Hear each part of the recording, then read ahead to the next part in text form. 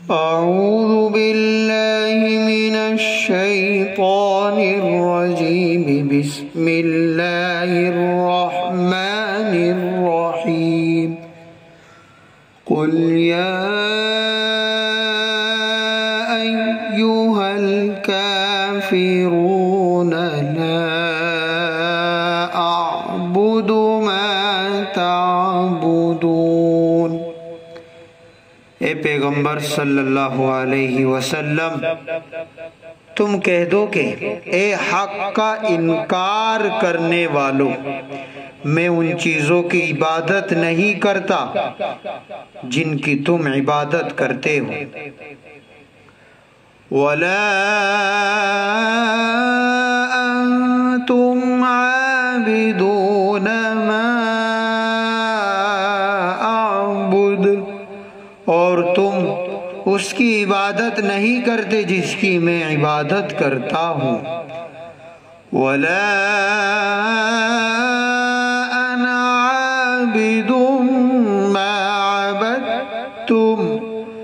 اور نہ میں آئندہ اس کی عبادت کرنے والا ہوں جس کی عبادت تم کرتے ہو، وَلَا أَنْتُمْ عَابِدُونَ مَا أَعْبُدُ، اور نہ تم اس کی عبادت کرنے والے ہو جس کی میں عبادت کرتا ہوں، لَكُمْ دِينُكُمْ وَلِيَ دِينِ، تمہارے لیے تمہارا دین ہے اور میرے لیے میرا دین ہے۔ امت مسلمہ جس کے نصیب میں رفعت و سربلندی رکھی گئی ہے، کبھی یہ حالات سے دوچار ہوتی ہے، جیسا کہ ہجرت سے پہلے ناگفتگی حالات سے گزری ہے۔ اس وقت کفار ایک اسکیم لائے تھے کہ نبی صلی اللہ علیہ وسلم کفار کی مورتیوں کو کنڈم نہ کریں، بلکہ مسلمان مندروں میں آئے اور مورتی کی پوجا کریں، اور ہم بھی مسجدوں میں آئیں گے اور نمازیں پڑھیں گے۔ تو یہ سورۃ الکافرون نازل ہوئی کہ ایسا ممکن نہیں، حق اور باطل میں مصالحت نہیں ہو سکتی، نہ آج مسلمان تمہارے مندروں میں آتے ہیں اور نہ ہی کل آئندہ آئیں گے، اور نہ آج تم مسجدوں میں آتے ہو نہ کل آؤ گے، قیامت کی صبح تک ایسا نہیں ہوگا۔ لَكُمْ دِينُكُمْ وَلِيَ دِينِ، یہ اعلان اب سے 1400 سال پہلے رب ذوالجلال حق جل مجدہ اللہ رب العزت کی طرف سے قرآن میں کر دیا گیا کہ تمہارے لیے تمہارا دین ہے، تمہارے لیے تمہارا دھرم ہے، اور ہمارے لیے ہمارا مذہب ہے۔ بہرحال جب کبھی مسلمان کمزور ہوتے ہیں مگر دین میں مضبوط ہوتے ہیں تو اعدائے اسلام، دشمنان اسلام پریشان ہو جاتے ہیں، وہ کوشش کرتے ہیں کہ مسلمان کسی طرح اپنے موقف سے ہٹے۔ یہ ایسی کوشش ایک ہجرت سے پہلے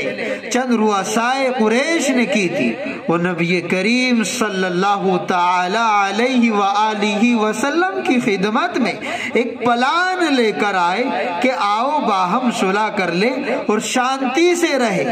تم ہمارے مندروں میں آؤ، ہماری مورتیوں کی پوجا پاٹ کرو، ہمارے معبودوں کو پوجو، ہم تمہاری مسجدوں میں آئیں گے، تمہارے خدا کی عبادت کریں گے، اس طرح ہم دونوں فریق، دونوں جماعت، دونوں گروہ ایک ہو جائیں گے، آپسی نزاع ختم ہو جائے گا۔ تو اس وقت اللہ تعالیٰ نے یہ سورت نازل کی اور ان کو جواب دیا گیا کہ ایسا کبھی نہیں ہو سکتا، خدا کی پناہ کہ ہم معبودان باطل کی پوجا کریں اور تم صرف ایک اللہ کی عبادت نہیں کرو گے، ہم بس اپنی مورتیوں کی بھی کرو گے اور ہماری بھی کرو گے، شرک کرو گے، نہ آج نہ آئندہ، بس تم اپنے دھرم پر رہو، ہم اپنے مذہب پر ہیں، کفر کفر ہے اور اسلام اسلام ہے، دونوں کبھی ایک نہیں ہو سکتے۔ میرے محترم بزرگوں اور دینی بھائیوں، اور عزیز نوجوانوں، یہاں یہ بات بھی مد نظر اور پیش نظر رہے کہ غیر مسلموں کے ساتھ ملکی مسائل میں اتفاق کیا جا سکتا ہے۔ قدرتی آفات میں کوئی پریشانی آ گئی، کوئی طوفان آ گیا اور کچھ نقصان ہو گیا تو ایک دوسرے کا تعاون بھی کرنا چاہیے، مگر ملی اور شریعت کے مسائل میں موافقت یا یہ کہہ لیجئے کہ مصالحت جائز نہیں ہے۔ ہر ایک اپنے مذہب پر رہے، اور یہ بات بھی آپ اپنے ذہنوں میں اچھی طرح ذہن نشی رکھیں کہ اسلامی فرقوں میں اسلام میں بھی بہت سارے فرقے ہو گئے، بریلوی، دیوبندی اور غیر مقلد اور جماعت اسلامی والے، بہرحال بہت سارے فرقے ہیں۔ تو اسلامی فرقوں میں بھی باطل کے ساتھ موافقت اور ان کے ساتھ مصالحت یہ بھی جائز نہیں، جس طریقے سے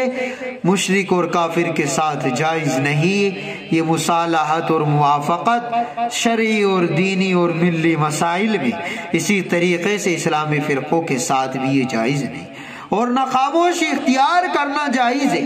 گمراہ لوگوں کی غلطی کھول کر بیان کرنا ضروری ہے تاکہ لوگ اس سے بچے، ورنہ حق کا نقصان ہوگا، اہل حق خاموش رہے گے اور باطل بڑھتا چلا جائے گا۔ بہرحال یہ سورۃ الکافرون ہے، اور یہ اس وقت نازل ہوئی تھی جب مکہ مکرمہ کے کچھ سرداروں نے، جن میں ولید بن مغیرہ، عاص بن وائل وغیرہ یہ سب لوگ شامل تھے، حضور اقدس صلی اللہ علیہ وسلم سے صلح کی یہ تجویز پیش کی جو آپ کے سامنے بھی بیان کی گئی، آپ کے سماعتوں کے حوالے کی گئی کہ 1 سال آپ ہمارے معبودوں کی عبادت کر لیا کریں، دوسرے سال ہم آپ کے معبودوں کی عبادت کر لیں گے۔ کچھ اور لوگوں نے اسی قسم کی کچھ اور تجاویز پیش کی، جن کا خلاصہ یہی تھا کہ حضرت صلی اللہ علیہ وسلم کسی نہ کسی طرح ان کافروں کے طریقے پر عبادت کے لیے آمادہ ہو جائے تو آپس میں صلح ہو سکتی ہے۔ اس صورت نے 2 ٹوک الفاظ میں واضح فرما دیا کہ کفر اور ایمان کے درمیان اس قسم کی کوئی مصالحت قابل قبول نہیں ہے جس سے حق اور باطل کا امتیاز ختم ہو جائے، فرق ہی نہ رہے اور دین حق میں کفر کی ملاوٹ کر دی جائے۔ ہاں، اگر تم حق قبول نہیں کرتے تو تم اپنے دین پر عمل کرو جس کے نتائج تم خود بھگتو گے، اور میں اپنے دین پر عمل کروں گا اور اس کے نتائج کا میں خود ذمہ دار ہوں۔ اس سے معلوم ہوا کہ غیر مسلموں سے کوئی ایسی مصالحت جائز نہیں ہے جس میں ان کے دین کے شاعر کو اختیار کرنا پڑے، البتہ اپنے دین پر قائم رہتے ہوئے امن کا، چین سکون کا، ملکی مسائل میں اتفاق اور اتحاد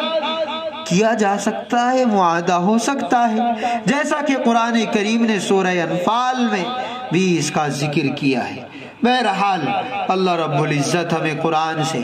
سچی وابستگی، سچا تعلق عطا فرمائے، ہمارے سننے کو بے حد قبول فرمائے، بخشش کا ذریعہ بنائے